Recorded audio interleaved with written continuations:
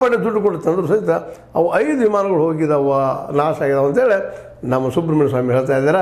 ಅದೇ ಕಾಲಕ್ಕೆ CDS ಅವರು ಚವ್ಹಾಣ್ ಅವ್ರು ಹೇಳ್ತಾರೆ, ಇಲ್ಲ ಅಷ್ಟಿಲ್ಲ, ಒಂದೇ ಹೋಗ್ಯದ ಅಂತ ಹೇಳ್ತಾ ಇದ್ದಾರೆ. ಅಂದರೆ ಒಟ್ಟಾರೆಯಾಗಿ ಹಾನಿಯಾಗಿದೆ ಅಂತ ಸುಳ್ಳೇನಲ್ಲ.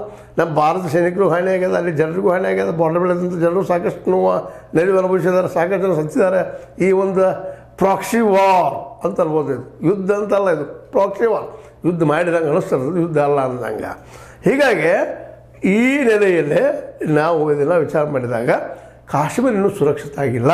ಕಾಶ್ಮೀರದಲ್ಲಿ ಸ್ವತಃ ಮೋದಿಯವರ ಡಿಫೆನ್ಸ್ ಇದ್ದರೂ ಸಹಿತ ನಾವು ಭಯೋತ್ಪಾದನೆಗೆ ತಾಕಾಗ್ತಾಯಿಲ್ಲ.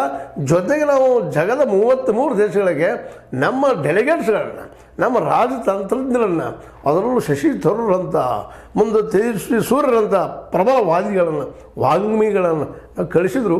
ಯಾವುದೇ ಪ್ರಭಾವ ಆಗಿಲ್ಲ. ಕೊಲಂಬಿಯಾ ಅನ್ನೋ ಒಂದು ಸಣ್ಣ ದೇಶ ಸಹಿತ ನಮ್ಮ ಮಾತನ್ನು ಒಪ್ಪಲಾರ್ದ ಪಾಕಿಸ್ತಾನ ಸಪೋರ್ಟ್ ಮಾಡಿದ್ದನ್ನು ನೋಡಿದರೆ ನಾವು ಎಲ್ಲೂ ಯಶಸ್ವಿ ಆಗಿಲ್ಲ. ಇದು ಕಾರಣ ಏನು ಅಂತಂದ್ರೆ, ಪ್ರಬಲವಾಗಿ ಚೈನಾ ಇದ್ದಿದ್ದು ಪಾಕದ ಹಿಂದೆ ನಿಂತದೆ, ಇವತ್ತು ಪಾಕಿಸ್ತಾನದ ಹಿಂದೆ ನಿಂತದ. ಹಂಗೆ ನಮ್ಮ ಹಿಂದೆ ಇವತ್ತು ರಷ್ಯಾ ಇಲ್ಲ, ಅಮೇರಿಕ ಇಲ್ಲ. ಅಮೇರಿಕ ಸಹಿತ ತನ್ನ ನೀತಿಯನ್ನು ಬದಲಾಯಿಸ್ಕೊಂಡು ಅದು ಸಹಿತ ಈ ತನ್ನ ಕ್ರಿಪ್ಟೋ ಕರೆನ್ಸಿ ಮತ್ತೆ ಮಾಡ್ತಾ ಇದ್ದೀನಿ ಮಾತನ್ನು, ಕ್ರಿಪ್ಟೋ ಕರೆನ್ಸಿ ವ್ಯವಹಾರವನ್ನು ಇದೇ ಡೊನಾಲ್ಡ್ ಟ್ರಂಪ್ ತಮ್ಮ ಮಗನ ಮೂಲಕ ಪಾಕಿಸ್ತಾನದಲ್ಲಿ ಮಾಡ್ತಾ ಇರೋದನ್ನು ಗಮನಿಸಿದಾಗ ಅಲ್ಲಿಯ ಅರ್ಥವ್ಯವಸ್ಥೆಯಲ್ಲಿ ತನ್ನದೇ ಹಸ್ತಕ್ಷೇಪ